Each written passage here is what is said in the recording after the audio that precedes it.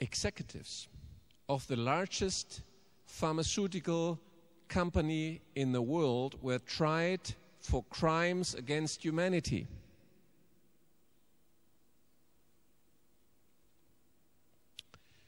And the chief prosecutor of the United States in this trial, Telford Taylor, said, without these men, without IG Farben, the Second World War would simply not have been possible. And he said, if we don't bring these acts that these people committed to the daylight, they will commit even bigger crimes in the future.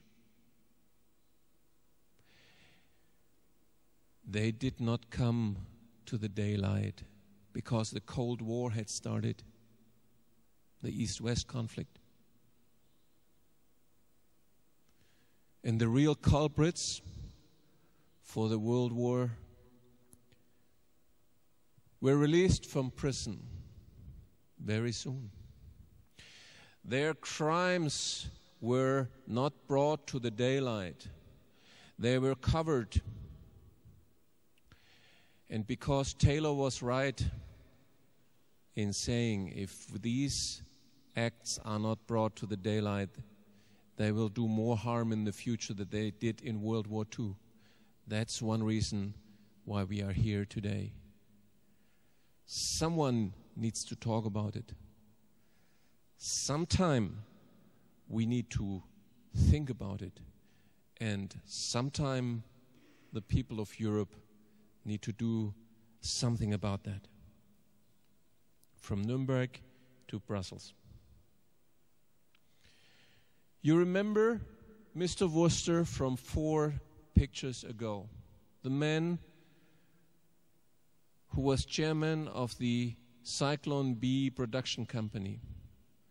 After the Second World War, he became the chief executive officer of BASF. For 13 years, he was at the helmet of a multinational company.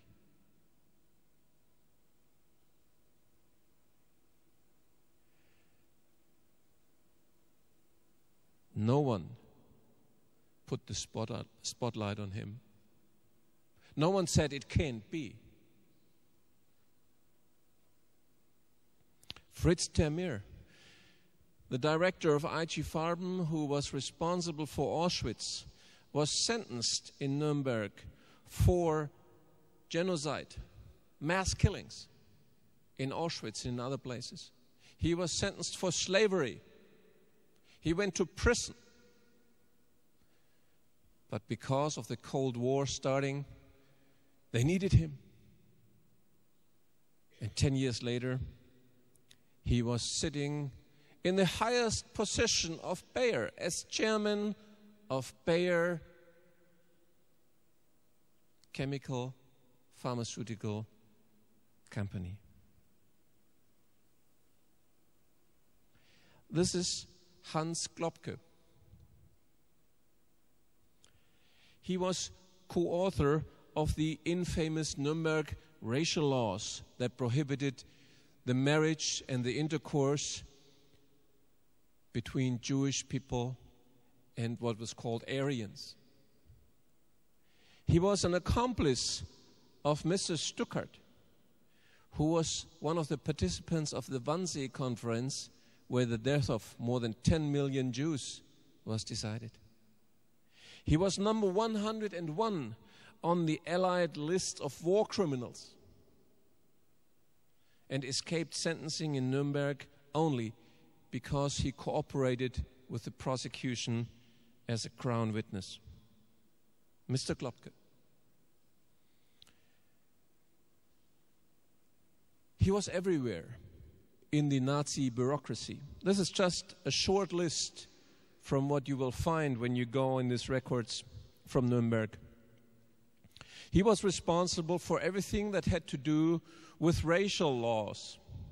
He was responsible for providing new laws in the occupied countries of Europe, including Czechoslovakia at that time. He was the coordinator of the Chancellery. He was the coordinator to IG Farben.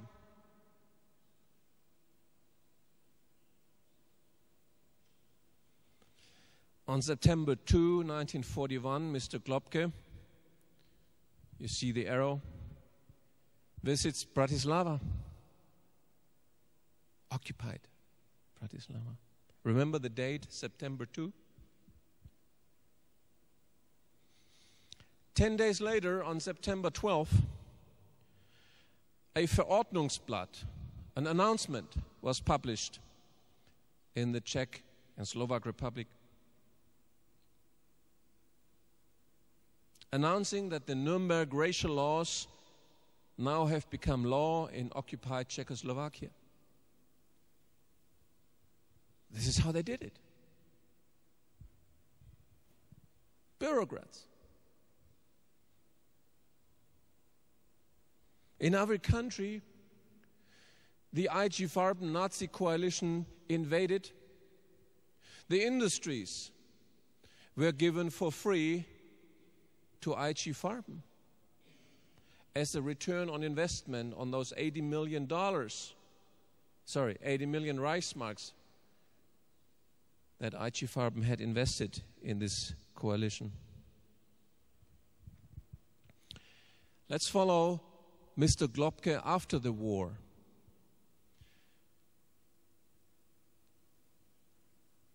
You remember he was the key bureaucrat for restructuring Europe. He was the man who wrote the laws for the occupied countries, who applied the terror laws of Germany to all European countries that they occupied. And lo and behold, 4 years after the war, he writes the Constitution of Germany.